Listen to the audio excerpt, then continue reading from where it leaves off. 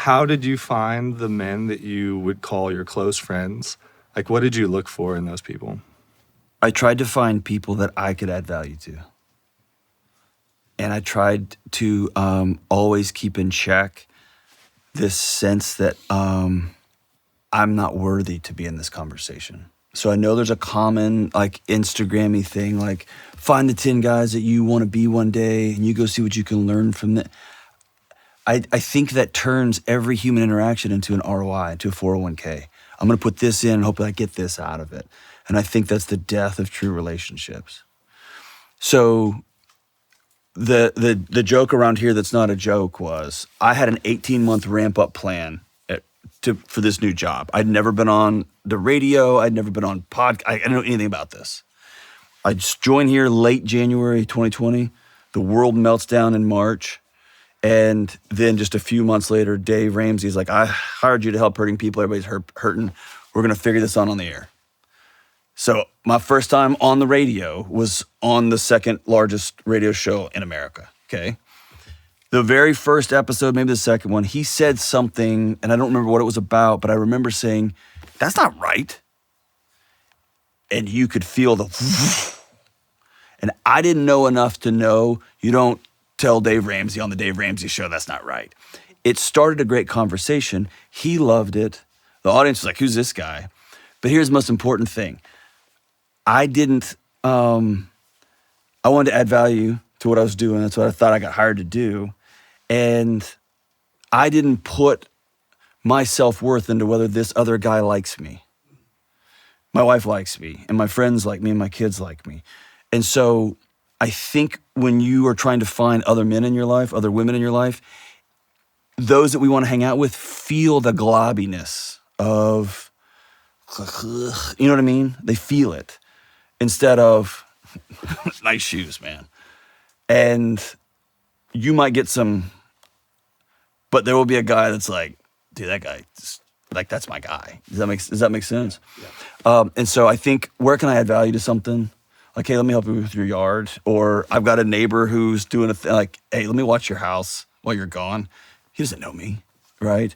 But now he knows, oh, you're the kind of guy that offers to watch my house when I'm gone, right? A, you're kind of creepy, but also you're probably my guy, right? And so I think it's, how can you add value to somebody's life? And maybe the other way to say it is just be a good person, right? But then the other thing is you got to go be weird. Yeah, you gotta be friendly. You got to go be, and then figure out who do I actually want to be friends with. All right. I've put you on the spot. Okay, just describe. Doesn't have to be fancy. What do you want from another guy friend? What do you want the experience to be when you're hanging out with them? Yeah, so I've thought about this a good bit. I would describe good friends are friends that are going to risk the relationship for the good of the relationship.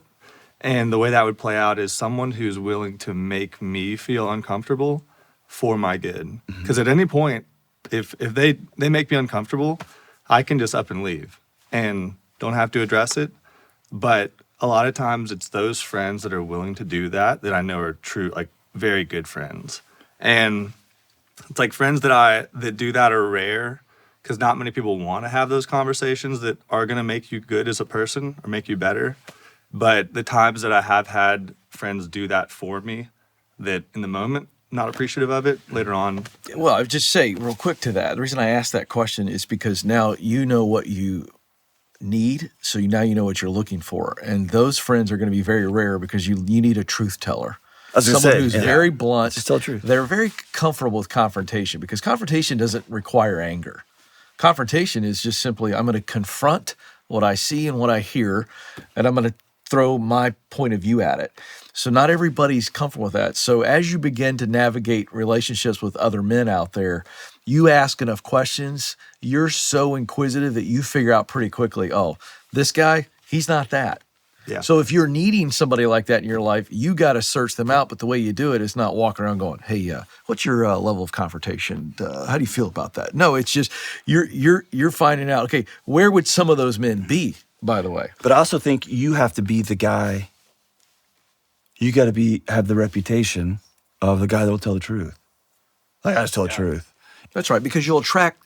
I get what you're saying. Like, not like I'm going to call out. I'm a guy who calls out. Right. No, I'm just a guy that tells the truth. Like, and if I say something dumb, Ken will be like, that's absurd. Right. And not because like Ken's a guy that calls out friends, but it's like Ken just tells the truth, which is why I love Ken, right? Like I know he's gonna tell me the truth, even if it's different than what I think, right? And I think but that's who you are out in the world. That's right? fair. So I think that idea there, And I just add one thing. Like, sounds like you've done this before, but vulnerability and honesty is an attractive quality, and it's kind of getting to what you were saying, where you have to search out those people and have real relationships to find people that are honest. And like vulnerability is honesty. That's right. But I think you have to flip that, and I got to go first. Yeah. 100%. I wrote that down. I can't say that enough. You got to do it enough. Right. Not just go first, but keep showing up. So I think let's take someone like as well known and famous and powerful, if you will, as Dave is.